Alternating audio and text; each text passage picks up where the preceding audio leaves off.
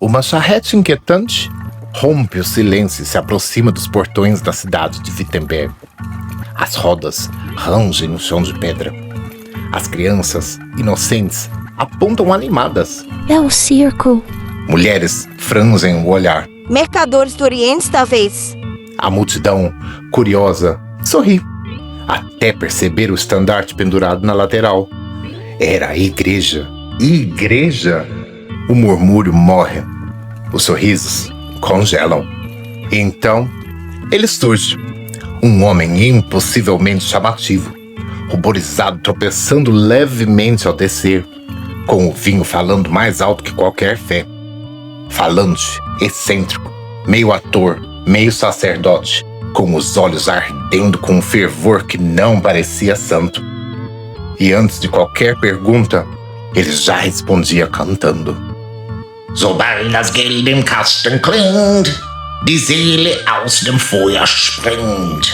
Assim que a moeda beija o fundo da caixinha, a alma salta pra fora do purgatório. O som não era um canto, era um anúncio, um feitiço, uma barganha, tudo isso em música. Aquele espetáculo ambulante misturava risos e arrepios, comédia e condenação, show e ameaça. Entre uma gargalhada e outra, vinham lâminas do medo. Minha senhora, imagine seus parentes ardendo no purgatório. Só a senhora pode salvá-los. Não espere mais um dia para comprar a salvação. Esse era Johann Tetzel, o homem que transformou a fé em transação, o perdão em mercadoria e o amor eterno em um espetáculo público. Um padre comerciante de indulgências.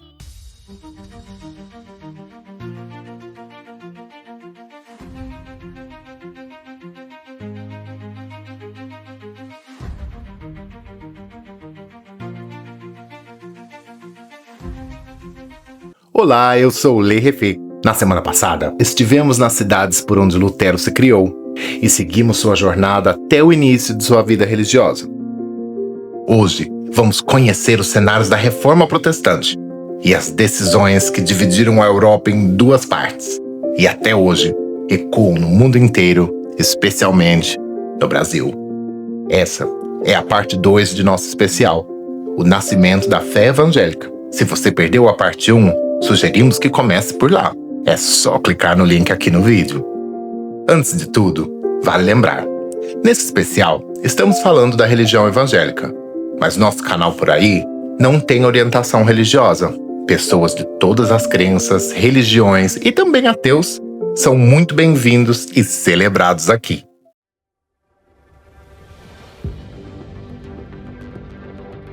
Lutero tomou sua decisão e entrou no mosteiro de São Agostinho contra a vontade do pai.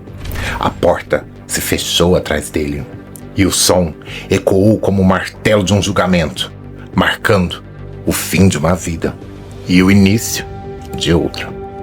No mosteiro, Martinho esperava encontrar mais fé, mais disciplina e uma vida que o inspirasse.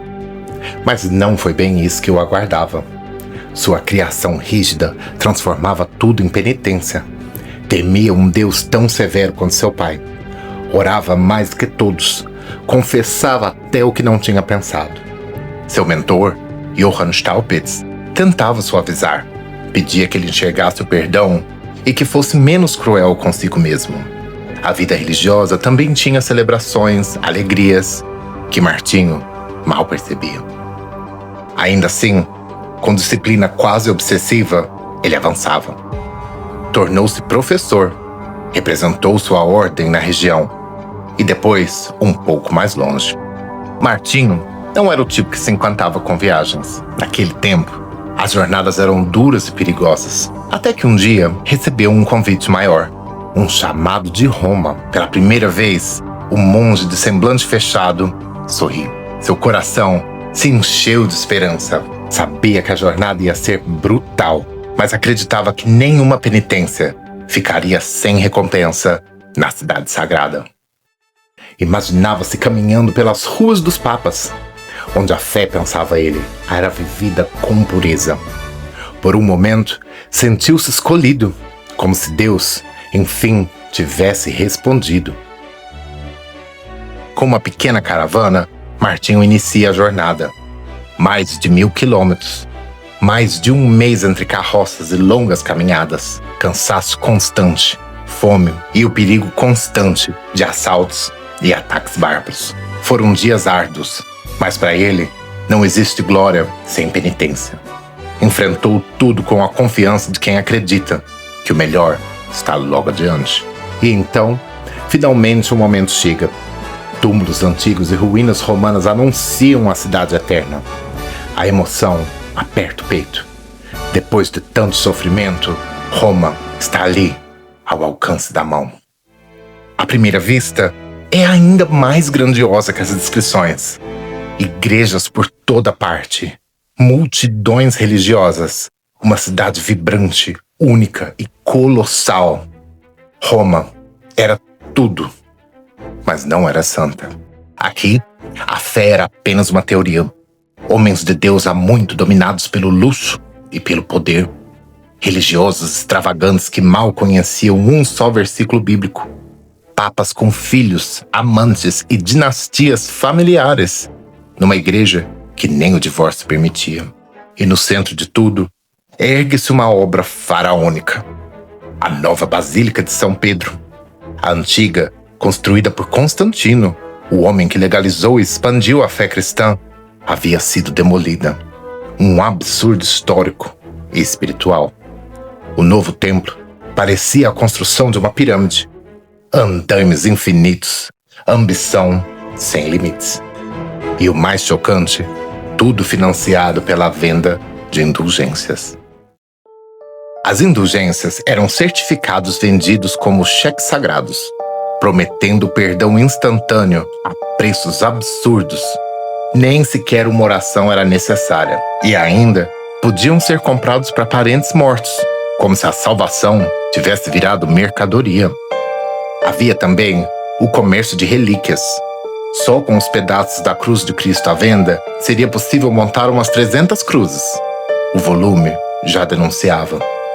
Martinho ficou indignado, triste, profundamente decepcionado. Ao voltar para a Alemanha, questionava se deveria permanecer na vida religiosa. Talvez seu pai tivesse razão. Em meio à dúvida, surge um convite.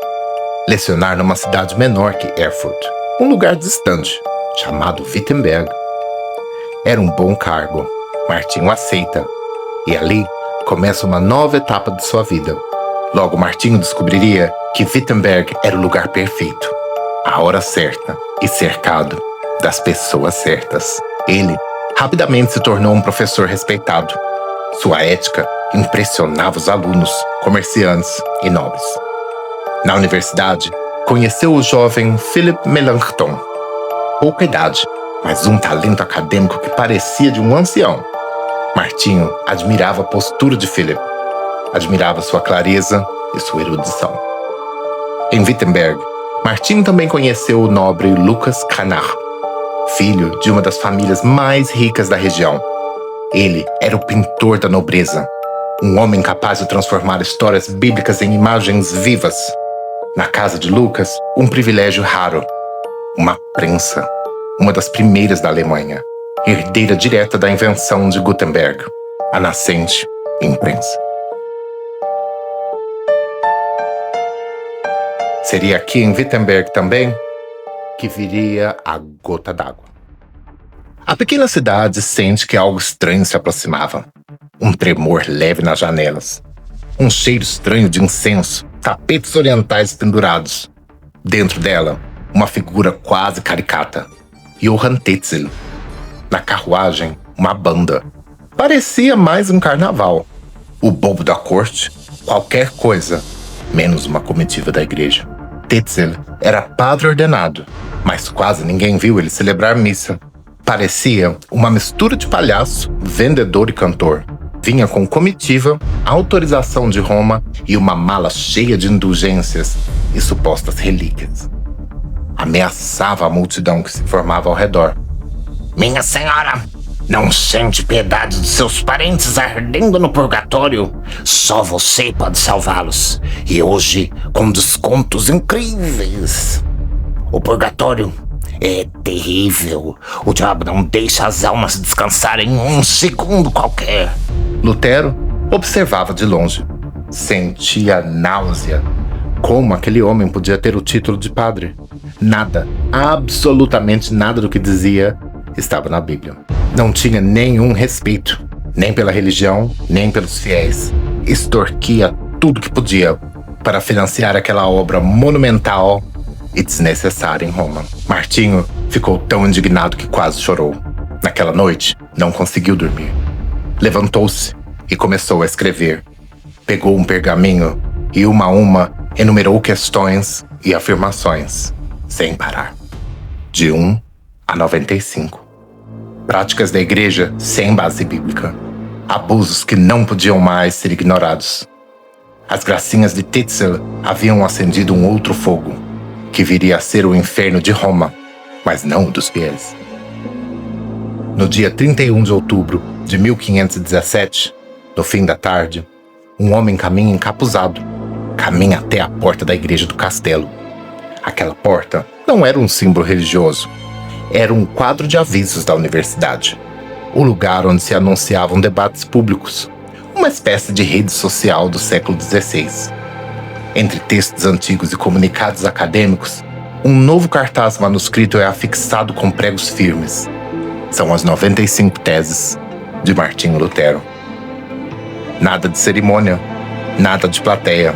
Só um aviso de disputa teológica, como tantos outros antes dele. Mas na manhã seguinte, Wittenberg acorda em choque. Estudantes se aglomeram diante da porta. Copiam o texto às pressas. Passam folhas de mão em mão. Professores discutem. Nobres murmuram. Clérigos ficam perturbados, porque cada uma daquelas teses acertava um ponto frágil da igreja. Não eram gritos de guerra. Eram um pedido de reforma. Um apelo urgente para corrigir os abusos. Mas as palavras eram fortes demais para ficar presas na madeira. Cópias manuscritas começam a viajar com estudantes eruditos. Algumas chegam a Leipzig, a Nürnberg, a Basel. Tipógrafos dessas cidades, sem pedir licença, levam o texto às prensas.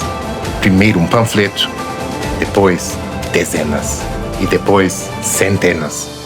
Em poucas semanas, as 95 teses de Martinho Lutero percorrem toda a Alemanha. Em poucos meses, cruzam fronteiras. Traduzidas, chegam até Veneza, o maior centro editorial da Europa.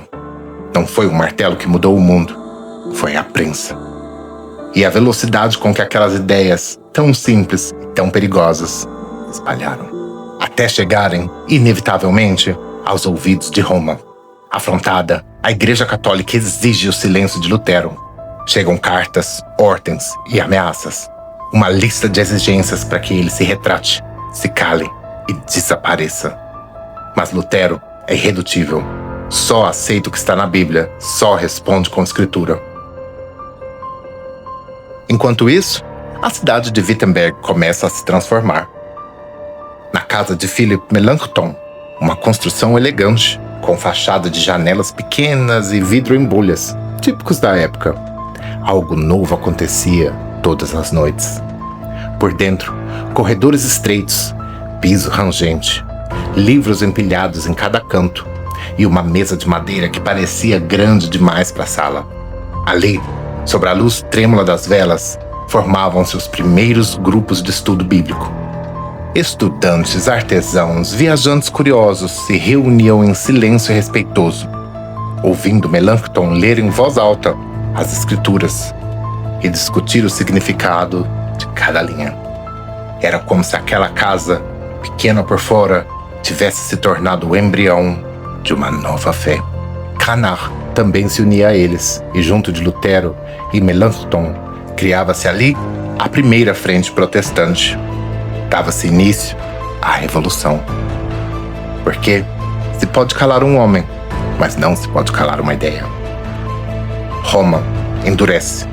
Quando as ameaças não bastam, o Papa Leão X escreve ao Sacro Imperador Romano: exigindo que tome medidas contra o herege de Wittenberg, que ousava desafiar os séculos de tradição católica. Mas já era tarde demais. As teses haviam se espalhado como um fogo. Lutero já viajava até cidades distantes como Heidelberg, defendendo suas posições com firmeza e base bíblica. A verdade tinha corrido mais rápido que a violência. O imperador então age, intima Lutero. Ele será julgado em Worms, a capital do Sacro Império Romano, atual Alemanha. No dia 16 de abril de 1521, Lutero chega a Worms. Às 16 horas, entra no Salão da Dieta de Worms, o imponente Bischofshof.